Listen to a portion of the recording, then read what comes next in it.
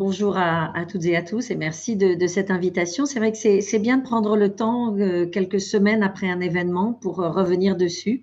Premier point, le groupe CMA-CGM, entreprise née à Marseille, fière d'être marseillaise, d'avoir son siège à Marseille, bien sûr, est très heureuse d'avoir participé à cet événement et qui constitue une première pour la ville, pour la France, et aussi une première du coup pour l'entreprise parce que d'avoir ce congrès sur le territoire a permis vraiment de connecter d'une part les salariés, l'entreprise au congrès lui-même, mais du coup à cette thématique de la biodiversité qui était et dans la feuille de route environnement de CMA-CGM, mais je dirais que grâce au congrès, elle prend maintenant cette thématique de la biodiversité toute sa place, vraiment, dans la stratégie environnement de CMA-CGM, qui bien sûr a deux grandes jambes. La première jambe, c'est les enjeux du climat et donc de réduire l'empreinte carbone de toutes nos activités. Et ça n'est pas une mince affaire, j'y reviendrai. Et deuxièmement, travailler sur la biodiversité qui semblait moins évident au départ. Et grâce au congrès, il y a vraiment cette compréhension, ça a déjà été dit par les uns et les autres, maintenant on comprend cette connexion intime qu'il y a entre les enjeux du climat et ceux de la biodiversité, qui étaient peut-être traités un peu chacun dans son couloir et qui sont reconnectés. Et c'est important pour les entreprises aussi de se rendre compte que même si les enjeux de biodiversité peuvent à première vue leur paraître un peu plus éloignés de ce sur quoi elles ont des capacités d'agir, parce que vous savez, les entreprises, c'est des endroits où on crée des solutions, des produits, des solutions pour l'action. Et donc, à première vue, la biodiversité, ça peut paraître un peu plus éloigné, et en fait, là, on a vraiment réussi à le reconnecter. Très concrètement, on avait un stand pour avoir une présence physique qui a permis d'expliquer ce que fait le groupe sur ces sujets-là et puis tout simplement de parler avec les Marseillais et l'ensemble des congressistes qui ont visité le site. Ça, c'est très concret.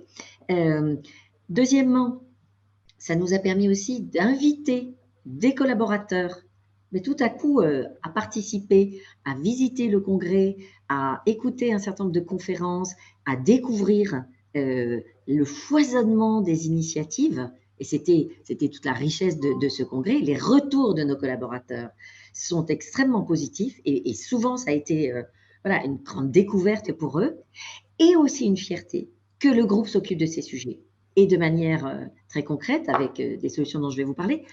Et puis, on a eu aussi la possibilité de prendre la parole là aussi pour dire notre conviction d'abord que le rôle des entreprises va au-delà du business, mais doit avoir un impact dans la société et qui peut se traduire par des choses très concrètes sur y compris ces sujets de biodiversité. Le troisième élément, c'est que au-delà de cette connexion climat-biodiversité, c'est que on a pu du coup suivre les travaux et mesurer des avancées sur des sujets auxquels le groupe est très attaché. Quand on est un transporteur maritime, on opère sur les océans. Et donc, la proximité de nos navigants, des marins, mais de l'ensemble en fait des collaborateurs de l'entreprise avec ce milieu marin, ces océans, elle est très forte. Et de réaliser que nous avons un impact sur ce milieu. Nous avons aussi, à travers nos activités de logistique, un impact sur le milieu terrestre. Mais nous avons un impact. Comment le mesure-t-on, cet impact? Comment le comprend-on? Comment l'analyse-t-on? Ça n'est pas évident, mais c'est un travail que l'on a à faire. Et c'est pour ça d'ailleurs qu'on en a profité pour annoncer l'engagement du groupe avec le label Green Marine Europe, qui nous permet d'être dotés d'une méthodologie rigoureuse pour analyser précisément dans tous les compartiments de l'activité notre impact d'une part, donc cet enjeu de mesure, et ensuite quel plan d'action mettre en place pour réduire tous ces impacts. Ça peut être sur la faune marine. On a beaucoup parlé des mammifères marins. On a un certain nombre d'actions extrêmement concrètes sur ce sujet pour, mettre en place des outils de détection de la présence des mammifères marins. On fait ça aux États-Unis, sur la côte Est, sur la côte Ouest, dans la base de Santa Barbara, par exemple. On fait ça aussi dans les Antilles françaises. Donc, soit des moyens technologiques de détection et dans ces zones qui sont clairement identifiées, on donne ordre au commandant de réduire la vitesse des navires, parce que du coup, on réduit les collisions et on a mesuré véritablement l'impact très positif de ce type de mesures. On a aussi des moyens de détection et de partage, détection par les navigants eux-mêmes et de partage de ces informations avec les autres navires de toutes sortes qui traversent un certain nombre de zones. Donc, on a pu faire état de cela et rencontrer un certain nombre de scientifiques qui travaillent sur ces sujets-là, qui nous ont d'ailleurs, on a découvert des nouvelles approches possibles de ce point de vue-là. On travaille aussi beaucoup sur… Ensuite, le troisième enjeu, c'est, et au-delà de réduire nos impacts, est-ce qu'on ne pourrait pas avoir une action plus positive encore en protection et en restauration de biodiversité? Et donc, on lance des programmes, par exemple, de restauration de coraux, et je vais y revenir dans la deuxième partie. Comme Monsieur Didier Réau est présent parmi nous, je dois mentionner le partenariat avec le Parc national des Calanques. Donc, CMA-CGM est un partenaire du Parc national des Calanques. On a démarré cette année, donc c'était l'occasion aussi d'échanger dans le cadre de ce congrès. Et c'est frappant de voir qu'on a, après le congrès, envie de faire encore plus.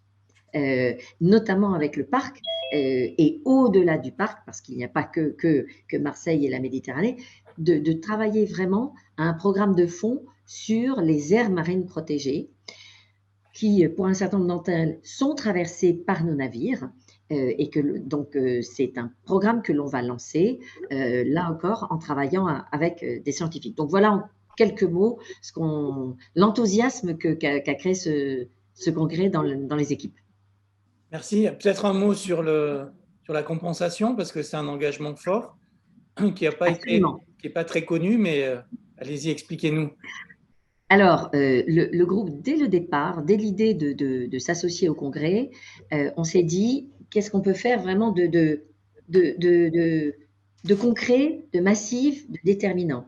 Et on a choisi de dire au ministère de la Transition énergétique qui organisait le congrès, eh bien, nous, on veut prendre en charge la compensation à 100% des émissions du congrès.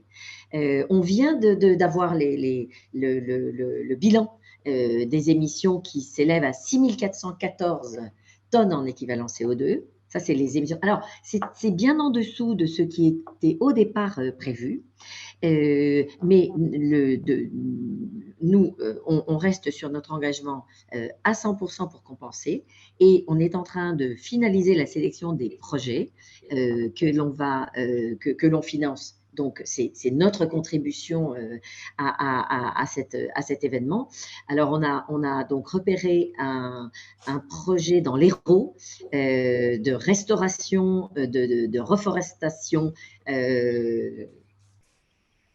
je dirais, rigoureuse et correctement encadrée après des incendies dans l'Hérault. On a un projet de restauration de mangroves en Birmanie, parce qu'on ne veut pas être que en France, et un autre projet probablement en Afrique. Alors, à chaque fois, c'est soit restauration de puits de carbone, soit contribution à des projets d'énergie, de transition d'énergie carbonée vers des énergies renouvelables. Ça va finalement, ce sujet de compensation, ça fait partie des produits que CMA-CGM propose à ses clients également, puisqu'on a développé une gamme de produits on va dire, labellisés bas carbone, où on propose à nos clients soit des transports de leurs marchandises sur nos navires dual fuel. Donc, dual fuel, ça veut dire qu'ils peuvent aujourd'hui être propulsés au gaz naturel liquéfié, bon, qui reste une énergie fossile, mais qui pour nous, on considère que c'est une solution de transition. D'autant que ces navires, on peut aussi y souter des biocarburants, des biogaz liquéfiés, et qui, eux, représentent un vrai bénéfice en réduction d'empreinte carbone. Et bientôt, et c'est d'ailleurs le sens de notre engagement d'un partenariat signé depuis l'UICN avec Engie pour produire des méthanes de synthèse, qui sont, eux, zéro émission. Donc, on offre ces produits-là, mais on offre aussi, lorsque les clients le souhaitent, des projets de compensation. Et donc, finalement, à travers, on coche un peu plusieurs cases en compensant les émissions carbone de l'événement, qui était d'ailleurs une première hein, pour CMA-CGM. Les équipes apprennent aussi à manipuler ces produits, elles apprennent auprès des experts, et on s'est dit, bah tiens, on en fait aussi des produits qu'on va pouvoir proposer à nos clients. D'autres projets de compensation, j'entends. C'est vrai, c'est ce que ça serait. En conclusion, j'ai envie de dire que l'inscription de CMA-CGM dans ce congrès s'inscrit complètement dans la trajectoire de décarbonation de l'entreprise. On a pris l'engagement d'être net zéro en 2050. Donc, c'est l'initiative de la Race to Zero du Global Compact. Et d'ailleurs, ça a justifié que le groupe soit là aussi pour la première fois à la conférence de Glasgow, à la COP26. Et comme le disait Maud Lelièvre, j'ai effectivement suivi les conférences qui montrent comment cette articulation entre les enjeux du climat et les enjeux de la biodiversité sont de mieux en mieux compris et sont actés finalement par un groupe comme CMA-CGM.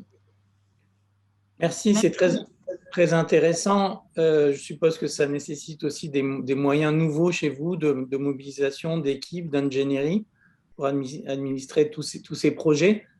Mais bon, ça doit sans doute venir dans le temps. Je suppose aussi qu'il y a beaucoup de propositions. Je vois que Christine Just est prête à faire des propositions et que beaucoup dans la salle. Pas suivi Alors, en effet, ça mobilise des moyens, de l'expertise, des moyens financiers, des moyens au sens ressources humaines également. En tout cas, c'est fascinant de voir l'enthousiasme, encore une fois, dans les équipes. Ces transformations vont impacter absolument tous les métiers du groupe et vont nécessiter de grands plans de formation à toutes ces dimensions, encore une fois, qui étaient relativement éloignées des préoccupations quotidiennes du business des gens. Et je trouve que c'est intéressant de réintroduire ces dimensions-là. Nos salariés en ont besoin, nos partenaires ont des attentes également et nous interrogent de plus en plus, que ce soit d'ailleurs des partenaires financiers, banques, des investisseurs ou nos clients ou nos fournisseurs. Vous mentionniez effectivement Rodolphe Saadé, homme de l'année pour EY. Lors de la cérémonie, il a été mis en avant justement cet engagement à la fois d'un leader qui manage avec énormément de brio et de succès, effectivement une entreprise en très forte croissance en plus, mais également acteur mondial de la globalisation qui est conscient de cette position-là et conscient qu'il doit prendre des initiatives, apporter des solutions concrètes qui d'ailleurs peuvent avoir aussi un impact d'entraînement pour le reste du secteur. Quand je mentionnais le groupe pour la première fois à la COP26, c'est aussi, figurez-vous, la première fois que le secteur du transport maritime était présent dans une COP. Il faut attendre la 26e et on a participé à une journée de travaux pour arriver à un certain nombre d'éléments proposés par le secteur du shipping, du transport maritime, pardon, aux négociateurs de la COP. Donc, on a aussi cette responsabilité d'une certaine manière quand on est un leader dans un secteur, voilà, d'engager le reste de nos collègues et parfois concurrents dans cette trajectoire. On y est très, très attaché. Rodolphe Saadé y est très, très attaché. Je voulais saluer le projet de CMA-CGM puisque, comme je l'ai dit, la ville va candidater à l'appel à projet sans billet carboné. Et nous avons déjà commencé à rencontrer CMA-CGM qui nous propose des choses très intéressantes, notamment dans la décarbonation du transport maritime, avec la montée en puissance de l'hydrogène. Et quelque part, tout ça, ça participe à la préservation de la biodiversité parce que, évidemment, je parle d'hydrogène vert. C'est bien le projet qu'a CMA-CGM. Donc, je voulais juste dire que voilà, il y a plein de choses qui vont se passer avec beaucoup d'acteurs, citoyens, économiques, et la ville entend travailler avec tout le monde. Avec plaisir, je découvre effectivement votre message.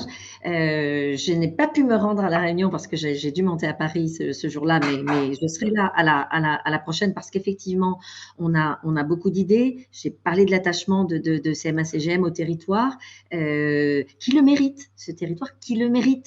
Et en effet, il y a des idées, on a des idées. J'ai pas mentionné d'ailleurs le challenge Smartport et que l'on va mener d'ailleurs avec une ONG qui est Synchronicity, que j'ai rencontrée pour la première fois grâce au congrès de l'UICN en fait, pour ce qui me concerne, mais je suis dans le groupe depuis peu de temps également et sur Marseille depuis peu de temps.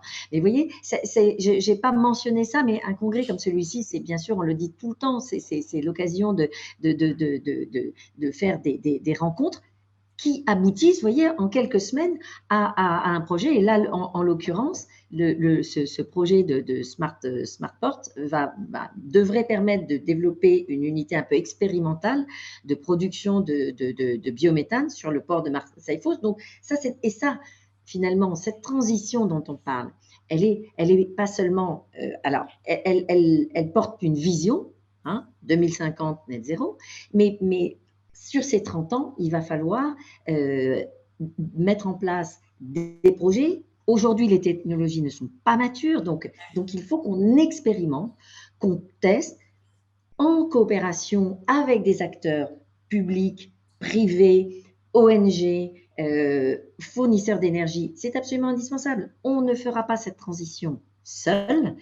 Et c'est ça aussi qui est enthousiasmant, c'est de créer ces collectifs, de créer ces coalitions avec des recherches d'impact. On n'a pas encore prononcé le terme, mais finalement, c'est ça qui drive, en tout cas, ce que je propose au groupe CMA-CGM, c'est à chaque initiative qui m'est proposée, quel est l'impact, comment on le mesure, parce qu'on doit aussi rendre compte, et pas seulement de manière bureaucratique, rendre compte de l'effet de ce que l'on produit sur un territoire donné et à l'échelle plus globale.